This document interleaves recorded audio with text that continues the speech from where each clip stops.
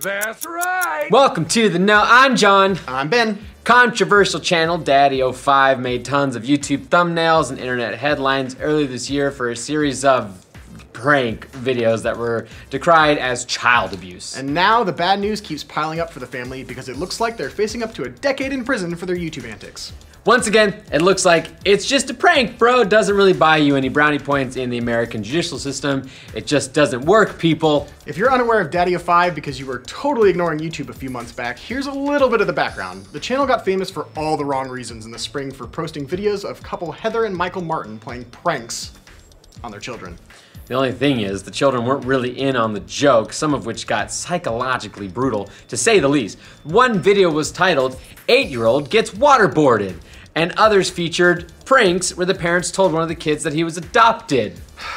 Some of them appeared to show physical abuse from other kids in the family, and one ended up with the youngest hitting a bookshelf and receiving a bloody nose. The theme was the same in just about every single one of these videos, with crying children begging for the videos to stop, and the parents laughing it off and telling them literally, "It's just a prank, bruh." As you can imagine, word of these videos spread around the web and landed the couple in some hot water after popular YouTubers like Phil DeFranco called attention to it. The online anger eventually hit a tipping point, and that's when all the legal matters started. Which sort of brings us up to speed to the most recent developments. The latest news about the Martins comes from the People magazine of all places, who obtained court records from their pending case. Apparently, the charges against Heather and Michael Martin, the operators of DaddyOFive, weren't filed until a couple of weeks ago by prosecutors in Frederick County, Maryland. Now, that these records are public, we can see the charges against the couple as well as the punishment they're looking at. According to the documents, the Martins were hit with charges of neglecting a minor for their youngest children between November 2016 and April 2017, which is the period of time mostly covered by the more offensive of the infamous and now deleted YouTube videos. Those two charges carry some awfully stiff penalties too, because each count could land them 5 years in prison and a fine of $5,000. As for whether or not the couple will actually end up serving that full time, that seems a bit unlikely because,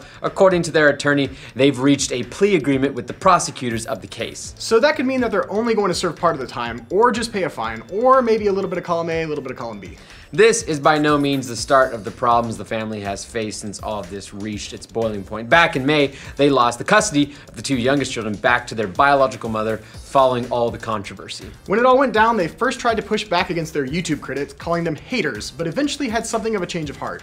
They later made an apology video claiming that the prank videos were all scripted, saying, "We put things on the internet that should not be there."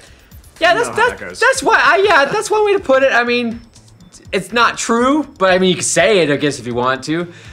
This, of course, isn't the first time that YouTube pranksters have found themselves on the wrong end of the law. Back in March of 2016, some of the founding members of YouTube channel Troll Station were sentenced to prison time for some stunts they pulled in July and September of 2015. In July, Troll Station staged fake heists at two art galleries, the Tate and the National Portrait Gallery, where men in masks ran through the galleries holding paintings.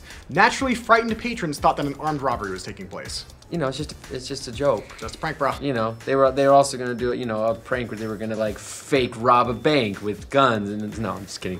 But that just sounds like right up their alley.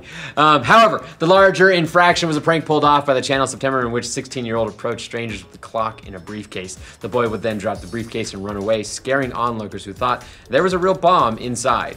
For a time, prank videos became quite the rage on YouTube, but have since died down a little bit in their frequency on the platform, although many have just gotten slightly more subdued and rebranded themselves as simply social experiments instead. If anything, we've got multiple instances that some of these jokes can have real-world consequences, and chalking it up to the LOLs doesn't really get you out of legal hot water. As for the Martins, we'll see what happens once they have their actual time in court.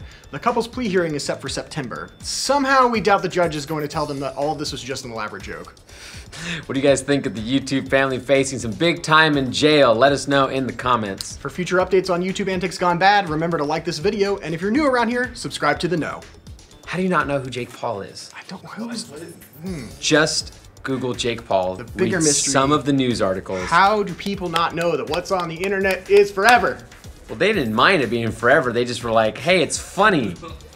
I have no idea who Jake Paul is. Oh, that's they were the Vine people originally. Yeah. They were Vine. That's